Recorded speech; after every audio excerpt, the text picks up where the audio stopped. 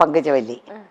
അപ്പോൾ അങ്ങേരോട് അമ്മ പറഞ്ഞു, അമ്മയോട് പറഞ്ഞു, ഇങ്ങനെ എൻ്റെ മോളാണ്, ഇപ്പോൾ ഞങ്ങൾക്ക് കുറച്ച് പ്രശ്നങ്ങൾ. അമ്മ അവർ അങ്ങോട്ടും ഇങ്ങോട്ടും സംസാരിച്ചപ്പോൾ ഇവർ രണ്ടുപേരും ഒരേ നാട്ടുകാരാണ്, ഒരേ സ്ഥലത്തുള്ള ആൾക്കാരാണ്. അപ്പോൾ വളരെ അടുത്തവർ. അപ്പോൾ അമ്മ പറഞ്ഞു, എനിക്ക് പ്രശ്നങ്ങളാണ്, ഈ കൊച്ചേ ഉള്ളോ, ഇതിനെ അഭിനയിക്കാൻ വിടുന്നുണ്ട് എനിക്ക് എന്നൊക്കെ പറഞ്ഞു. അപ്പോൾ വീട്ടിലൊക്കെ ഞാൻ ചുമ്മാ ഒക്കെ ഇങ്ങനെ പാട്ടൊക്കെ പാടി ഡാൻസൊക്കെ ചുമ്മാ അതൊക്കെ ചെയ്യും, ഈ റേഡിയോയിലുള്ളത് കൊണ്ടല്ല. അപ്പോൾ അമ്മയുടെ വിചാരം എനിക്ക് ഭയങ്കര ഇഷ്ടമെന്നാ. അപ്പോൾ അങ്ങനെ അവർ പറഞ്ഞു, അങ്ങനെയാണോ, അങ്ങനെയാണെങ്കിൽ ഞങ്ങൾ പോയിട്ട് ഞങ്ങൾ ഇങ്ങനെ അത് അവിടത്തേക്ക് വരാനായിട്ട്, ചെന്നൈയിലോട്ട് വരാനായിട്ട് പറയാമെന്ന് പറഞ്ഞിട്ട് അയച്ചിരുന്നു.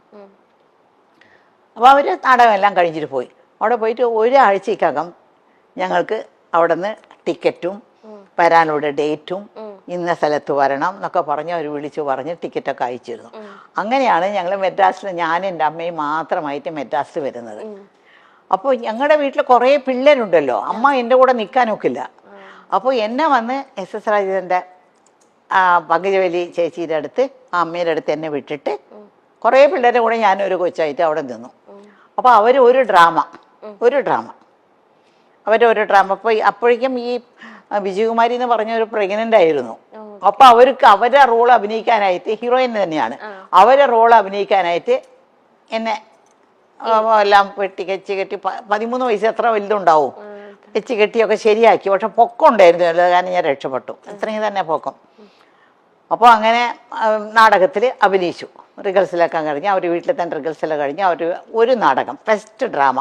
ഈ ഡ്രാമ കാണാനായിട്ട് MGRും അന്നത്തെ വലിയ ഡയറക്ടർ, ഇന്ന് മണിരത്നം എന്നൊക്കെ പറയുന്നില്ല, അന്നത്തെ വലിയ ഡയറക്ടറാണ് രാമണ്ണ എന്ന് പറയുന്ന ഒരാൾ, അങ്ങേരും കൂടിയെല്ലാം അവരാണ് പ്രസിദ്ധ ചെയ്ത് നാടകത്തിന് വന്നിട്ട് ഇങ്ങനെ ഇരുന്ന് നാടകം കണ്ടപ്പോൾ MGRും അവരും പറഞ്ഞു, കോഴിപ്പെണ്ണി കൊള്ളാമല്ലോ, നമ്മുടെ പടത്തിൽ ഒരു ക്യാരക്ടർ ഉണ്ടല്ലോ, അതിന് ഇങ്ങനെ കൂടെ അഭിനയിക്കാനായിട്ട് പൊക്കമുള്ളത് കാരണം നമുക്ക് ശരിയാക്കാമെന്ന് പറഞ്ഞു.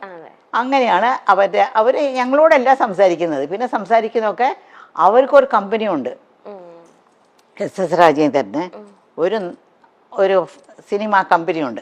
ആ കമ്പനി ആ മാനേജറോടാണ് സംസാരിക്കുന്നത്. അപ്പോൾ അവിടെ സംസാരിച്ചപ്പോൾ എനിക്ക് 3 വർഷത്തിൻ്റെ കോൺട്രാക്റ്റ് കിട്ടും. 3 വർഷം പുറത്തുള്ള പടങ്ങളിലൊന്നും അഭിനയിക്കാൻ പാടില്ല, അവർ പറയുന്ന പടങ്ങളിലേ അഭിനയിക്കാൻ പാടുള്ളൂ. അങ്ങനെ അഭിനയിച്ചാലും പകുതി പണം അവർക്ക് കൊടുക്കണം പുറത്തുനിന്ന്.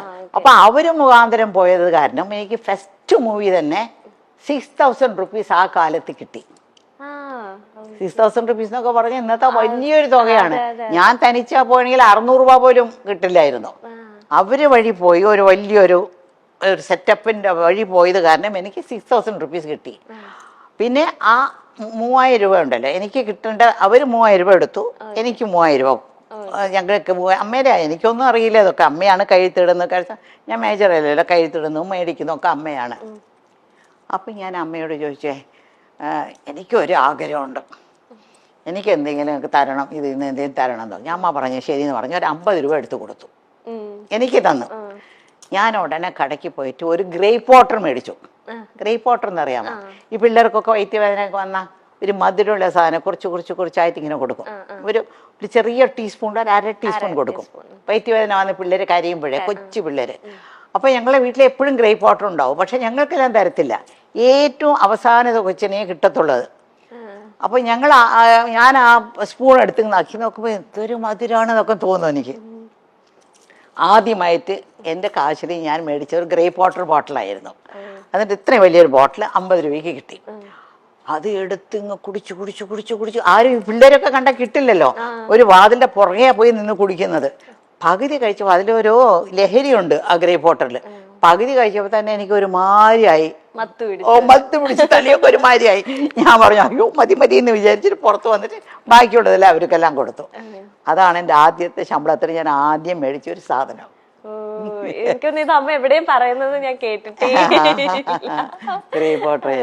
ഇപ്പം അമ്മ പറഞ്ഞു ചെന്നൈയിലേക്ക് അമ്മേനെ ആ ഒരു ചേച്ചിയുടെ അടുത്ത് ആക്കിയിട്ട് അമ്മ പോയി. അപ്പം 13 വയസ്സേ ഉള്ളൂ. അപ്പം അമ്മയ്ക്ക് ഇങ്ങനെ ഒറ്റപ്പെടല് ഇങ്ങനെ അനുഭവിച്ചോ? ഒരു പുതിയ സ്ഥലം ഒറ്റപ്പെടല് അനുഭവിച്ചില്ല. കാരണം ഞാൻ പോയി താമസിക്കുന്നത് പങ്കുചക്കാരെ വീട്ടില്. അവിടെ അവർക്കും കുറേ പിള്ളേരുണ്ട്. ഇന്ന് വരയ്ക്കും അവരൊക്കെ എൻ്റെ ഭയങ്കര ക്ലോസ് ആണ് അവരെല്ലാം.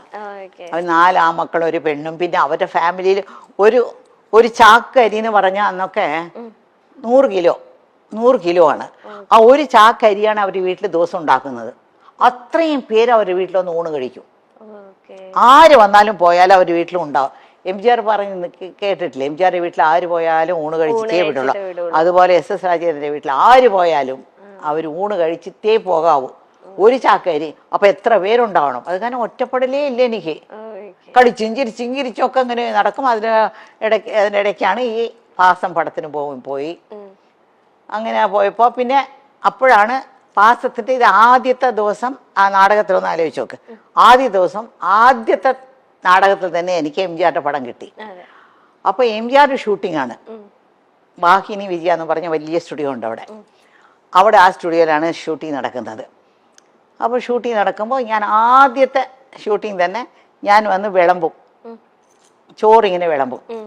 അതിന് കാര്യം മറന്നുപോയി. അതായത് ആ ആദ്യത്തെ ഷൂട്ടിങ്ങിൽ തന്നെ അത് 2 ഭാഷയിലെടുക്കുന്നത്, തെലുങ്കിലും തമിഴിലും. ഇപ്പൊക്കെ ഒരു പടം ഇപ്പോൾ മണിച്ചിത്രത്താഴ് എടുത്തുകൂടെ നല്ലതുപോലെ ഓടിയ പിന്നെയാണ് അവിടെ മുത്തു എന്ന് പറഞ്ഞെടുത്തത്. അത് വേറെ ദിവസം നല്ല ഓടിയ. അത് അന്നത്തെ അങ്ങനെയല്ല. NTR എന്ന് പറഞ്ഞാൽ അവിടുത്തെ ഏറ്റവും വലിയ തെലുങ്കിലെ ഹീറോ ആണ്. MGR ഇവിടെ തമിഴ്നാട്ടിലെ വലിയ ഹീറോ ആണ്. NTRന്റെ പേരായിട്ട് ശാരദ, നമ്മുടെ ശാരദയല്ലേ, ആ ശാരദയും ഞാൻ MGRന്റെ പേരായിട്ട്. ഇപ്പോൾ ആദ്യം ഒരു ഷോട്ട് ഞാൻ അഭിനയിച്ച് പോയിട്ട് കഴിഞ്ഞ പിന്നെ ഞാനും MGR വന്നിരിക്കും. ആ ലൈറ്റപ്പ് ഇങ്ങനെ 2 പേരും ആ ലൈറ്റപ്പിൽ തന്നെ അവർ 2 പേരും അഭിനയിക്കും. വേറെ ലൈറ്റപ്പോ വേറെ ദിവസമോ വേറെ സെറ്റല്ല, ആ സെയിം സെറ്റ് സെയിം ലൈറ്റപ്പിൽ ഓരോ ഷോട്ട് അങ്ങനെയാണ് എടുത്തോണ്ടിരുന്നത്. എൻ്റെ ആദ്യത്തെ ഷോട്ട് എന്ന് വെച്ചാൽ MGRക്ക് ഞാൻ ചോറിങ്ങനെ വിളമ്പിയോണ്ട് അങ്ങേരെ ഒരു ചോറെടുത്ത് എൻ്റെ വായിൽ ഇങ്ങനെ വെച്ച് കൊടുക്കും. ഫസ്റ്റ് ഷോട്ട് അതാണ്. എൻ്റെ ജീവിതത്തിലെ ആദ്യത്തെ ഷോട്ടാണത്. അപ്പോൾ അത് അടുത്ത സെറ്റില് ഭാസ്കര മാസ്റ്റർ ഭാഗ്യജാതകം ഒരു പടം തുടങ്ങി. അപ്പോൾ സത്യ സാറും ഉണ്ട് അവിടെ. അപ്പോൾ ഭാസ്കര മാസ്റ്റർ സത്യ സാർ അടുത്ത സെറ്റിൽ ഒരു മലയാളി പെണ്ണ് അഭിനയിക്കുന്നുണ്ടെന്ന് പറഞ്ഞു. അത് തമിഴ് വരാതെ ഒരുപാട് പാടുപെടുന്നുണ്ട്. പക്ഷെ അങ്ങനെ പഠിപ്പിച്ചാണ് എടുത്തുകൊണ്ടിരിക്കുന്നത്. ആദ്യത്തെ ദിവസം അവർ 2 പേരും എൻ്റെ ഷൂട്ടിങ് കാണാൻ വന്നിട്ട് അവർക്ക് ഇഷ്ടപ്പെട്ടു എന്നെ. ഇഷ്ടപ്പെട്ടിട്ട് അവിടെ തന്നെ അമ്മയുണ്ടല്ലോ അവിടെ സംസാരിക്കാൻ, അമ്മയോട് സംസാരിച്ചിട്ട് ഇവിടെ ഒരു 5-6 ദിവസം ഷൂട്ടിംഗ് ഉണ്ടായിരുന്നു. ആ ഷൂട്ടിംഗ് കഴിഞ്ഞുകൊണ്ട് നേരെ ഞാൻ ഭാഗ്യജാതകം അഭിനയിക്കാൻ വന്നു. ഇത് ആദ്യം തുടങ്ങിയാലും റിലീസായത് ആദ്യം ഭാഗ്യജാതകമായിരുന്നു.